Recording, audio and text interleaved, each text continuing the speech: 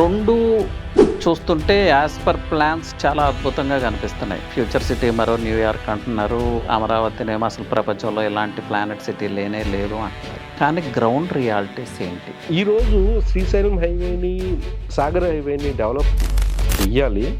కానీ దానికన్నా ఏంటంటే ఈరోజు ఫ్యూచర్ సిటీ అనేది ఒక ఇంప్లిమెంటేషన్ స్టేజ్ తీసుకురావాలంటే 330 feet road is the main.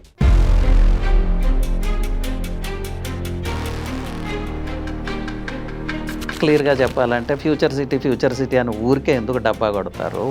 అసలు ఆ హైవేనే ఒక కారు ఇలా వస్తే రెండో కారు ఇలా వెళ్ళటానికి లేదు. ముందు ఆ హైవే ఎక్స్టెన్షన్ చేయండి.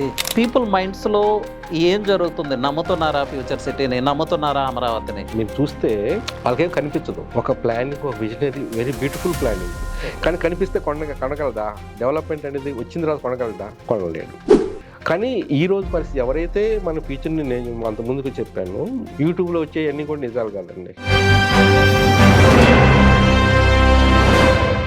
Welcome to 3TV real estate. నేను మీ Ravi Prakash, real estate expert from Hyderabad.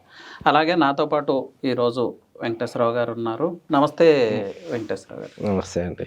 ఇప్పుడు న్యూ క్రియేషన్ జరుగుతూ ఉంది తెలంగాణలో. ఫ్యూచర్ సిటీ పేరుతో ఒక సిటీనే నిర్మిస్తున్నాం మనం. అలాగే ఏపీలో అమరావతి. 2 చూస్తుంటే యాజ్ పర్ ప్లాన్స్ చాలా అద్భుతంగా కనిపిస్తున్నాయి. ఫ్యూచర్ సిటీ మరో న్యూయార్క్ అంటున్నారు. అమరావతినేమో అసలు ప్రపంచంలో ఇలాంటి ప్లానెట్ సిటీ లేనే లేదు అంటున్నారు. కానీ గ్రౌండ్ రియాలిటీస్ ఏంటి? మన ప్రేక్షకుల కోసం, లేదంటే ఎవరైతే రియల్ ఎస్టేట్ ఇన్వెస్ట్మెంట్ చేయాలి. ప్లస్ ఈ మధ్య మనలాంటి ఒక రియల్టర్ చేసిన వీడియోనే రీసెంట్గా. ఆయన ఏమన్నాడంటే, క్లియర్గా చెప్పాలంటే ఫ్యూచర్ సిటీ అని ఊరికే ఎందుకు డబ్బా కొడతారు? అసలు ఆ హైవేనే ఒక కారు ఇలా వస్తే రెండో కారు ఇలా వెళ్ళటానికి లేదు. ముందు ఆ హైవే ఎక్స్టెన్షన్ చేయండి. ప్రాపర్గా సాగర్ హైవేకి, శ్రీశైలం హైవేకి కనెక్టివిటీ లేదు. బ్యారన్ ల్యాండే కనిపిస్తూ ఉంది. What is going to happen అని ఆయన చాలా క్వశ్చన్ చేశాడు. ప్రేక్షకులు కూడా దాన్ని రిసీవ్ చేసుకున్నారు. ఫస్ట్ థింగ్, పీపుల్ మైండ్స్లో ఏం జరుగుతుంది? నమ్ముతున్నారా ఫ్యూచర్ సిటీని? నమ్ముతున్నారా అమరావతిని? లేకపోతే డౌట్స్ ఉన్నాయా? మీ పర్సెప్షన్లో యాజ్ ఎ కార్పొరేట్ ఫీల్డ్లో లేదా సెంట్రల్ గవర్నమెంట్తో ఎక్కువ కాలం వర్క్ చేసి వచ్చారు కాబట్టి ఇది ఎంతవరకు అంటే మన ప్రేక్షకుల కోసం నిజాలు తెలియజేసే ప్రయత్నం చేద్దాం. ఇప్పుడు ఏంటంటే ఇదేంటే now we are in the future సిటీకి వచ్చేలకు we are in the stage of the planning. Okay, it's not started execution. Okay, ఒక ప్లానింగ్, ఒక visionary, very beautiful planning. Beautiful. మీరు చూస్తే మీకు అనిపించవచ్చు మనకి ఏముందిరా అనిపిస్తుంది. ఎందుకంటే ఎంతమందిని కస్టమర్స్ నేను తీసుకెళ్తుంటాను ఫ్యూచర్ సిటీకి for the purpose of the buying lands and other things. వాళ్ళకేం కనిపించదు. కానీ కనిపిస్తే కొనగలదా? డెవలప్మెంట్ అనేది వచ్చిన తర్వాత కొనగలదా? కొనలేడు. కానీ ఈ రోజు పరిస్థితి ఎవరైతే మన ఫ్యూచర్ని నేను అంత ముందుకు చెప్పాను, అఫ్కోర్స్ నేను మీరు చెప్పినట్టుగా యూట్యూబ్లో వచ్చేవన్నీ కూడా నిజాలు కాదండి. Okay, very simple. ఈరోజు ఒకే నేను ఈరోజు కూర్చున్నాను, అరే ఈ పలానా ప్రాంతంలో కొనవద్దు, రేట్లు పెరగమంటాను. ఇంకో యూట్యూబ్లో నేనే చెప్పొచ్చు, అరే ఆ ప్రాంతంలో బాగుంది అంటే it is a self some certain YouTubes also self interest also is involved. But people have to judge who is giving the correct things. Okay, that is again different. Leave it. We are not bothered about that. But first ఏంటంటే planning అనేది ఒకటి. ఎందుకంటే మీరు చూస్తుంటే ఇనిషియల్గా future city అన్నారు, pharma city అన్నారు. Pharma city cancel అయింది, ది ఇంటిగ్రేటెడ్ సిటీ అన్నారు. Integrated, okay, why not to put it the some different concept. Employment, job అక్కడే చేస్తాము, స్టే అక్కడే చేస్తాము, ప్లే అక్కడే చేస్తాము, ఎంటర్టైన్మెంట్ కూడా అక్కడ, అన్ని ఒక విధంగా integrated walk to work concept లో తీసుకురాబోతున్నాం. అంతకన్నా ఎక్కువ ల్యాండ్ ఇంకెక్కడా లేదు గవర్నమెంట్ అంటే that is one of the positive aspect. ఇంకోటి ఏంటంటే ఈరోజు శ్రీశైలం హైవేని, సాగర్ హైవేని డెవలప్ చెయ్యాలి. కానీ దానికన్నా ఏంటంటే ఈరోజు ఫ్యూచర్ సిటీ అనేది ఒక ఇంప్లిమెంటేషన్ స్టేజ్ తీసుకురావాలంటే 330 feet road is the main. Why 330 feet road is the main? I'm telling because they going to generate the revenue there. By land pooling LPS scheme ద్వారా అటో 1 కిలోమీటర్ ఇటో 1 kilometre land తీసుకొని దాన్ని develop చేసేసి 60% రైతులకు ఇవ్వటం, 40% government ఉంచుకొని ఆ 40% in terms of the acres like Budvel, Kukatpally, KPHB కానీ లైక్ నియోపోలిస్లో ఎట్లయితే అమ్మారో ఆ విధంగా అమ్మేసి ఆక్షన్ ఫండ్స్ విధంగా generate funds generation. It is one way of creation of the money wealth. The same almost even Chandrababu Naidu also use the same concept. You want to it. So what is the priority is important. Priority is this thing. Okay. Why is 330 feet is given more important rather than Srisailam highway and this thing. Okay. The same person I know it. He also told that it is a bluff future city. That is again his own way of judgment. That is a different. I respect his views. That is a different. Okay. But it is individual persons how the concept where the development comes. Okay. ఎందుకంటే ఎప్పుడేంటంటే development అనేది the way you see is important. అది కూడా ఏంటంటే మన యొక్క personal ఇంట్రెస్ట్ని తీసి వాట్ ఈజ్ ఎగ్జాక్ట్లీ రియాలిటీని చూడగలగాల. ఓకే. నాకు అనిపించింది నేను చెప్తాను నా personal concepts I told very క్లియర్గా. నేను చెప్పేది అది కూడా ఛాలెంజెస్ ఉండే. ఇప్పుడు ఫ్యూచర్ సిటీ అంటే రేపు రాదు. It take 10 years. But again there is a note to be observed. It is a challenging అంటే పొలిటిక్స్ను పక్కన పెట్టి గ్రోత్ మీద ఓరియంటేషన్ మీద ఫోకస్ చేయగలిగితేనే ప్లాన్ అనుకున్నట్టుగా చేయగలిగితేనే ఫ్రూట్స్ అనేది రాబోతాయి. ఉట్టి ప్లాన్తో రావు. నేను అనుకుంటాను పొద్దున్నే లేచి రోజు జిమ్కి వెళ్ళాలనుకుంటా, అది ప్లాన్. ఇంప్లిమెంట్ వస్తే నాకు వచ్చేసి రెగ్యులర్గా నేను వెళ్తూ కొంత నా వెయిట్ తగ్గించగలిగితే అది ఎగ్జిక్యూషన్. ఇందుట్లో కూడా అంతే. Plan is good because why good I am telling. Earlier I told now only pharma city, then the future city and widening the opportunities. అక్కడి నుంచి కనెక్టివిటీ పెంచుతున్నారు. రీజనల్ ఇంక్లూడ్ ఇప్పుడు 330 feet road they are even extending to that and they are going to extend to that Amaravati also. That means two capitals in between only 211 kilometers. Development cannot stop it. Okay. In that way.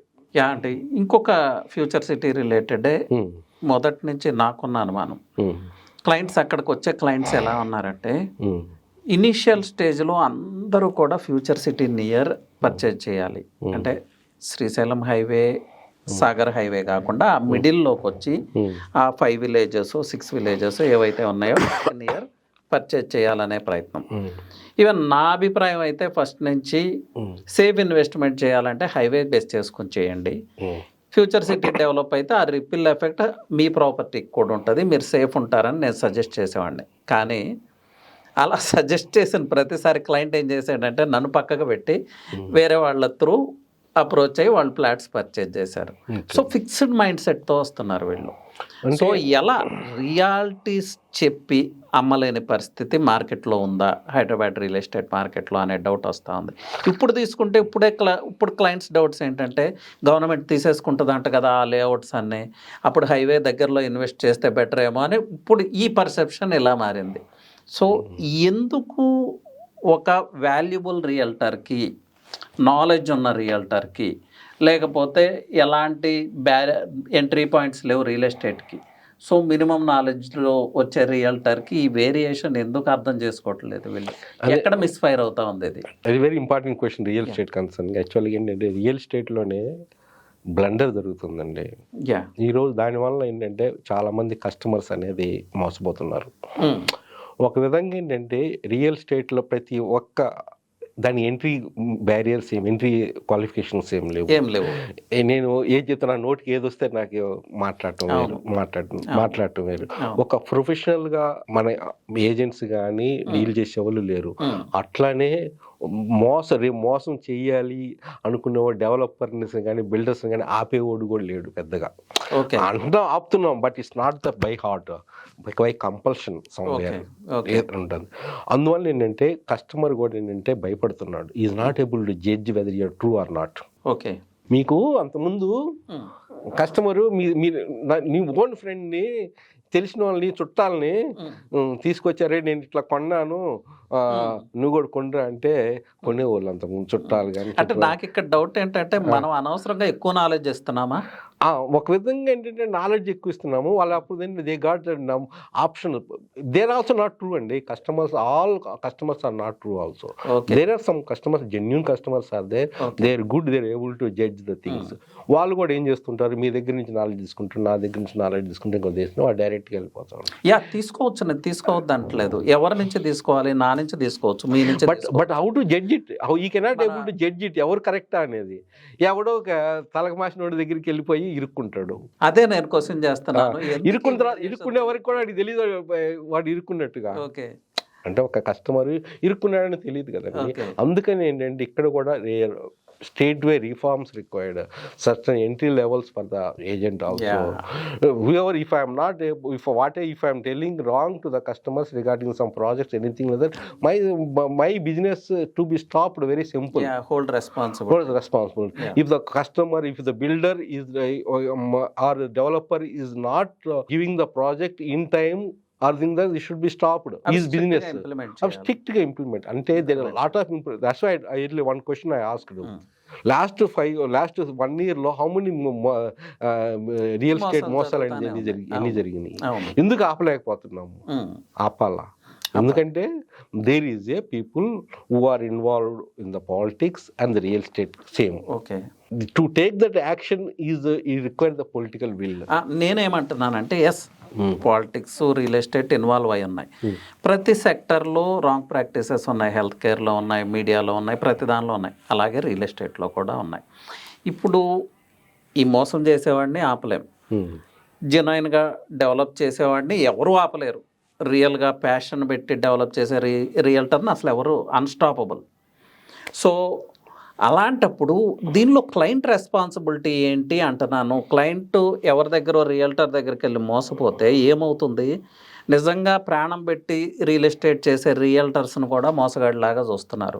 ఇక్కడ why client ఎందుకు responsibility తీసుకోడు? నీ life కదా real estate investment అనేది. Simple example నేను చెప్తానండి. ఇప్పుడు నా తెలిసిన ఒక ఫ్రెండ్ ఉన్నాడు, అరే పలానా ప్రాజెక్ట్ మంచిది అంటాను అంటే గ్యారంటీ ఎవరు ఇవ్వలేము కదా. ఓకే, మంచిది అంటాం, వాడు తీసుకుంటాడు. వాడేం తీసుకోడు, ఎమ్మంటనే 10 మంది దగ్గర విచారిస్తాడు. అప్పుడు వచ్చి తీసుకుంటాడు అనుకో.